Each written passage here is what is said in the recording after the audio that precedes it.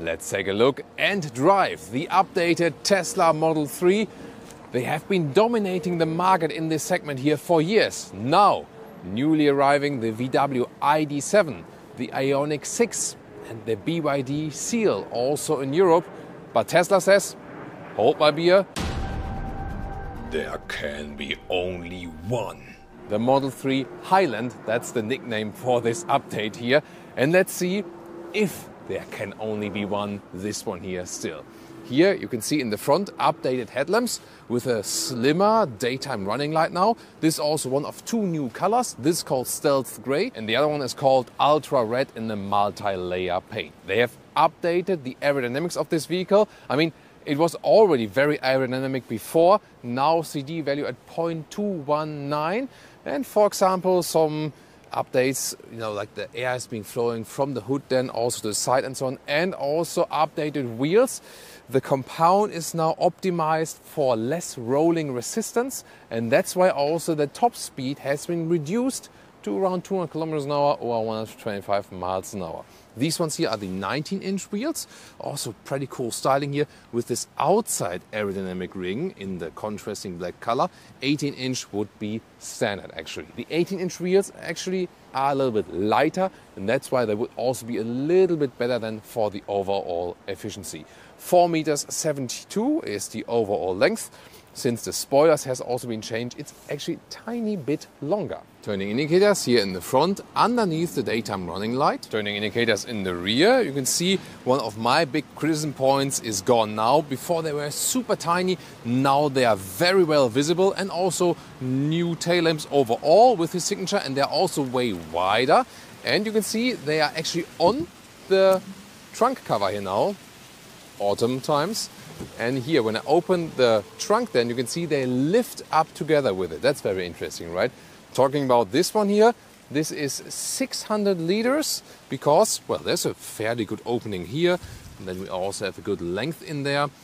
But even more important, we have so much more space even underneath like this, and that even fits a suitcase. Quick measurements between the wheel arches, 95 centimeters or 37 inches, and the length here, the normal one, is about 1 meters and 7 or 42 inches. And of course you can also fold the seats, 1/3, 2/3 split. You have to fold them from the rear though. You have to be creative with the shooting locations when it's raining really hard. They are still the rear-wheel drive and the all-wheel drive models. 6.1 seconds for the rear-wheel drive model in the acceleration figure. All-wheel drive model, one motor per axle, as we have here, is 4.4 seconds in the acceleration. And with all the facelift changes, the extra price is just about $1,000 or 1,000 euros. However, also recently they have lowered the prices in general for their cars. So they're really in this price fight, of course, induced by the Chinese market, where they're also lowering the EV prices. Charging ports here on the driver's side in the back part, and 170 kilowatt peak for the small battery, 250 kilowatt peak for the bigger battery here in our all-wheel drive model. And that means 24 minutes or 22 minutes for the bigger battery, 10 to 80% state of charge at the V3 supercharger. And there are, yes, two battery sizes, around 60 kilowatt hours or around 80 kilowatt hours. How much exactly also depends where the car is being built. If you, for example, have then a US model, or if you get one in Europe and so on. Dual insulation now also for the rear windows. You can also see and feel that here. So that has been added here also with the facelift. Overall, they promise 30% less wind noise while driving. We're going to find out if that's actually true. And with all the efficiency things in aerodynamics, they say also 5% more efficient overall than it was before. And already it was quite efficient before. That is also something that stands out with Tesla. I mean, some have other advantages, but Tesla has always been very efficient as for aerodynamics and also the efficiency of the electric motors. Opening the doors, there has always been a pro and con discussion about these door handles, flush, integration and so on, aerodynamics, but some say it's not really practical, and I have to agree, they're not the most practical door handles. Then frameless doors, also dual insulation already at the front. And then here, instead of doors, you already see a new ambient lighting integration. Soft touch here, then there's the bright interior. You can either get the bright one or the dark one. And it is a very minimalistic interior, even more minimalistic here now with that facelift. You can see no stalks at the steering wheel and so on. And the most significant change to me is definitely here. New seats, they're taken from Model S or from the Model X. They are the wider ones, also with perforation inside. The whole interior is vegan, so no animal material is being used. That's of course forward thinking and also very consistent. And the overall impact on the environment is also lower. Then you can see, wow, this is a new comfort experience indeed. So it's way more comfortable than the outgoing seats. It's also especially to the Model 3, because the Model Y with some upgrades is not receiving these seats here yet, at least. Headroom with 189 or 6'2" underneath this fixed glass roof. That's actually quite okay. And I have the feeling, well, there's one thing, you know, when you're really tall, then here this front line begins quite low. So you have somewhat a caged in feeling here, especially to the front. However, these new seats improve that a little bit, because when you put them all the way low, and they also, let's say, enhance you a little bit better than the ones before. So I feel this criticism point has also been improved definitely with these new seats. And indeed, it has a completely different comfort experience. So yeah, so far the seating comfort was one of my main criticism points about the Model 3. Now you have to ask yourself why you would need the Model S. Mainly for the air suspension, but Tesla says that the riding comfort is also now better with these wheels and the new setup and so on. Is that true? We're going to find out very soon. Interior cockpit overview. This 15.4-inch screen has smaller bezels, so these smaller black frames around, and new steering wheel, sumo leads to that, and the lower part, as we know, 2 inductive charging pads, so it both works both ways, Alcantara covering, and the only thing is they are not cooled, so the phone gets hot there. Steering wheel itself has a very sporty and small form. Material quality, first impression, also quite good. Have to see how it is long term. Then here the turning indicators are now on the steering wheel, like in the Model S or Model X in their updates, and there are no stalks here anymore at all. And on the screen, I turn it to the dark mode now. Here when I use the turning indicators, you can see how you have these additional helping cameras from the side that you can see there's no one in the blind spot when you're turning actually. On the dashboard here now, this fabric covering is actually quite cool and cozy. Here also in this gray fabric in the bright interior. And new ambient lighting, where you can easily also change the color in the display, just like this. You can open everything also from here. Phone connection, however, only Bluetooth. They are still reluctant as for Apple CarPlay or Android Auto, although most people want that.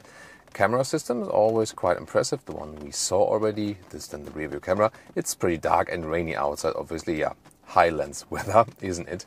And the seat heating or seat cooling is activated in the lower part, and also the climate control right here. You can also use the voice input, of course. Temperature 20 degrees. So what I want to try now, I fasten my seat belt and want to try this automatic gear system. So here camera, you can see behind us there's a wall.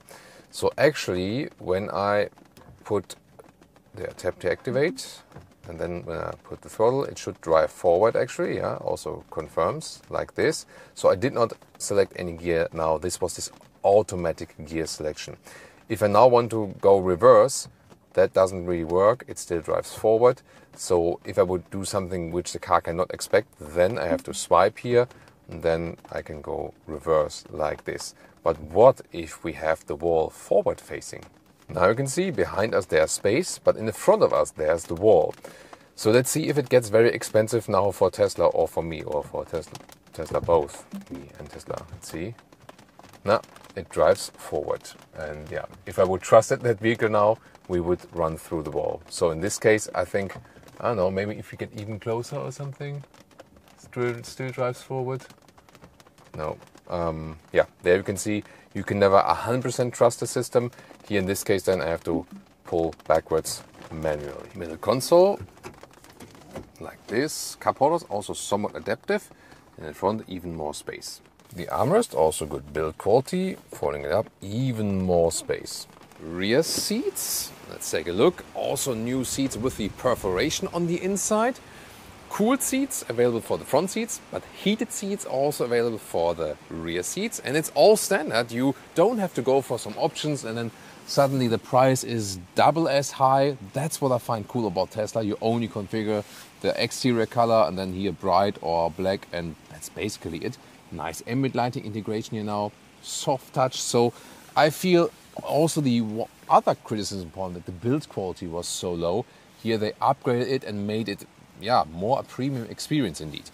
In the rear, you don't sit too well actually. Look at here the angle of my knees. This is also seats I would be driving. It does exactly fit somehow. Headroom is actually not a problem. I mean, here, yes, but I have to put my head then underneath this panoramic roof. Then it works also for tall Ls. Yeah, thank you, Leah. There we go. So let's say it's not the most pleasant experience, but it works. Middle seat, there's no middle tunnel, using that EV platform. I mean, you can drive with 5 tall adults. It won't be the best experience, but it's actually quite okay. The material of the seats here is also pretty cool. Slicked in on the inside part. You can fold down this. This is actually very interesting, right? Here, this integrated head restraint, which you can also use to, I mean, if you look at that, some might say that it has a special form which resembles a human body part. What do you think? Then you fold that down. You have also adaptive cup holders like this. Yeah, maybe it would be better when it folds a little bit more down, but overall it's okay. And also news 8-inch screen then here for the rear seats. You can control digitally then the air vents. If that's really needed, I think that is left up for discussion. But what's pretty cool is that you have then here also YouTube access, different apps, and you can watch, for example, Autogefühl. Why not? Oh, this is directly a suggestion in here, for example, of our Smart 3 review. And the cool thing is here with this new sound system, when I play the videos here in the rear, then there's more sound coming from the rear. 9 or 17 speakers. The quality of the screen, by the way, is really excellent. Oh, and these USB-C chargers in the rear, 65 watt each. Pretty strong. What about an acceleration from 0 here? Wet road. That's 70 kilometers an hour. What we could maximum drive here. Wow, super quick and also so controlled. And yeah, Leah is having a fun. Yeah, that's amazing. So, by the way, when we are going some left and right here, we are in the rather low sitting sedan. How's it for you, G-force wise and so on? It's okay. Oh, yeah, it's okay. So for me, it's always very good indicator. Is the passenger all right, or is he or she getting sick from all the G-forces being applied and so on? And here actually it's quite good. Wow, it drives so good and definitely better than the pre-facelift model. I really like that, both from the agility and from the comfort. It just feels more like a more round package. Here also really nice roundabout in, and we have wet roads still. Tires hooking up well. Now out of the roundabout, it's a little bit tricky to hit the turning indicator. Wow, it's so great, so much fun. I mean, this is not the performance model, but it already feels like a performance car. But now then in this update, not with the compromise of being just super uncomfortable. And this is really the playing together of the better seats and also the tires and setup things and so on. So that works very, very well here. I always want to do that, race up a parking garage park. We have the chance here now. It's empty. Why not? We can test the agility of the Model 3 facelift and also a little bit of suspension and so on. This here being the all-wheel drive model. Wow, super quick in the acceleration, also super smooth. You know that when you lift your foot off the throttle, Tesla is always about the one pedal driving. Here when you accelerate out, really nice. The ground is a little bit slippery, but due to the all-wheel drive traction, we can also accelerate out really nicely. Steering wheel here, a good fine feeling for it. Yeah, a little bit sliding out, and you don't have any dead zone area from the steering wheel and so on. So it's very well to control. It feels super nice, agile and sporty. And now we are on that top floor here. Last one to go up. And it's also, of course, a little more slippery. And any difference? yeah, really nice. So good traction here, and when we are running over these lines here, you know, also small gaps inside, no problem for suspension. And these wheels here, I already now have the feeling that they bring you indeed more comfort, because that was also one of my other main criticism points about the Model 3 in driving, that the suspension is just super rough. So actually we had like 3 main points: uncomfortable seats, uncomfortable suspension, and no instruments nor head-up display. The latter one, still the case, but seating-wise and suspension-wise, seems to be way better now. Of course, we'll tell you more about it as soon as we hit the real road, but I can tell you here from our parking garage park, that's nice, sliding out a little bit here.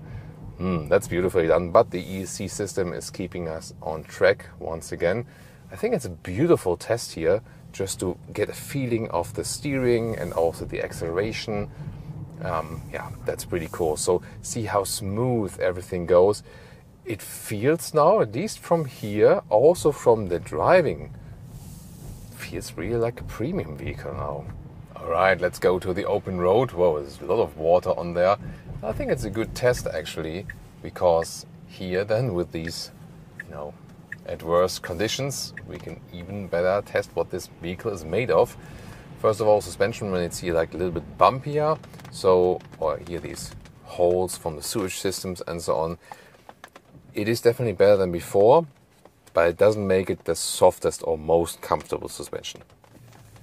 However, I feel before it could have been a deal breaker, the suspension, when you say like, that's really too rough for me. But now I feel it's not a deal breaker anymore, so I'm actually fine with it. As I said, there may be more favorable suspension setups and so on, but here I think with this new tire setup here, I'm fine with that. Do you get used to the turning indicators? Yeah, actually quite quickly, especially because when you are turning and then you straighten the steering wheel again, probably at some point I can show that to you again, then it gets deactivated automatically the same way as the manual stall column would jump back or so, and then it's also fine. Then you don't need to do that much like this. And of course this overdrive model even quicker in the acceleration, so you can make some nice jumps then also in the city driving when you need to turn to do it quickly, or some quick overtaking maneuver and so on. As for the wiper setup, at the moment I have set it to a low setting, that we don't have like annoying viper sounds all over the place. If you want another viper, you can always click it here on the steering wheel if it wasn't too much for you, and then it automatically appears here, and then you can, for example, set it stronger or set it to the auto mode. Then the car always decides for itself. This new EU law, by the way, that you have this speed warning already when you exceed 1 kilometer now. Here you can just press this symbol here, where for the 50 for example, and then it is also muted, so it's also a quick way to deactivate that. Even just slightly pressing the throttle goes super quick. Of course, here in the driving settings, you can always change it a little bit. For example, here to the chill acceleration, if the acceleration is just too much for you. And that can be a good thing also for efficiency, for example, because then you're not like, maybe like tempted to accelerate that hard that often. Steering mode, I do prefer the sport steering here in the comfort. I mean, it's easier to park in and out, but there's less feedback. But it still feels good, you know, because there's no dead zone area, and also the size of the steering wheel feels much gaming-alike. It's a lot of fun actually. That's a matter of preference. I prefer when there's a little bit more resistance here, like in the sport mode, and then it's actually fine. So this hitting the turning indicators doesn't come that natural, but you get used to it bit by bit. For the noise insulation, it's actually good that it's raining outside, because that makes it louder in general. And now we really feel that it's a huge difference in comparison to the previous car. Can you say generation? Well, not quite. Maybe like this non-upgraded model. Definitely way more silent, especially from these windows area all around. I really like that. One pedal driving here, just off the throttle, and when I need more braking, then I really apply the brakes. There's a difference here with Tesla. The other manufacturers rather have the approach that they don't make any difference between just letting go of the throttle and hitting the brake for the recuperation. With Tesla it's different. When you hit the brake, then there's also the real brakes being applied, and the recuperation happens only when you lift the throttle. You have to know that. With the other manufacturers, they have this different philosophy where you can do both and just pick your driving style then. But here, you really need to use the one pedal driving with the Tesla. I think the overall combination gives you a very smooth driving feeling, you know, from that steering setup here, from the new wheels and the installation. Everything feels smoother, more premium, just more elaborate, and I think it's a huge step. Actually, it is almost feeling like a new generation of this vehicle. And the seating comfort here, now I could also imagine driving a long way here in the Model 3. Before, I have to say, I wouldn't have taken a long road trip in that one when you're really tall, you know, because the smaller seats that there were there before, especially a problem for tall adults, definitely. And we're getting now, bit by bit, towards the German motorway, the Autobahn, to see more about that noise insulation there. And although it is actually really raining heavily today, and there's wind and everything, and this typical autumn all around the place, it's still reasonably silent in here. You also hear how the raindrops are falling on that roof. These panoramic roofs here, by the way, you see they are tinted, so it's not like the heat would come in like through the side window, but still people tend to have their roofs wrapped in, maybe like in Texas or something, really hot states and so on, just to make it even more reflective. And I mean, at some point, a cover would be good, and also instruments or the head-up display, it would be good to have it. They try to sell it to you as a feature, but it is just about cost cuts. Yes, design-wise, it's cleaner, but at least one of the things, instruments or head-up display, would still be good. You have to look here, and you know, when you are looking at the head-up display, the focus of your eyes is still long distance, and here when you look here, it's short distance, long distance, short distance, long distance, and it always takes time to check this. It is a safety thing, and here, next speed camera, it can also cost you money when at some point you're missing the speed limit and so on. As for this autopilot feature, here pressing once, there's the normal cruise control. Pressing twice, then I have the autopilot activated. You can also change that just one click activates the autopilot. Let's see here in the traffic what it does actually when I also take my hands off the steering wheel, when there's a warning coming and so on. So at the moment, the distance to the car in front of me is being kept, and hopefully would not run onto the vehicle, and also steering is overtaken. See it here, goes a little bit more straight like this. So far, actually quite smooth. Now, rainy acceleration 50 to 100. Plop, that's it. Wow. Super quick, and also no wheel spin at all or something. So that was pretty impressive. Yeah, that's why you get the all-wheel drive model. Of course, the standard range model also has a quick acceleration, and in most cases it will be enough. It's always a price thing, of course, because the standard range model is such a good price-performance ratio than overall on the market.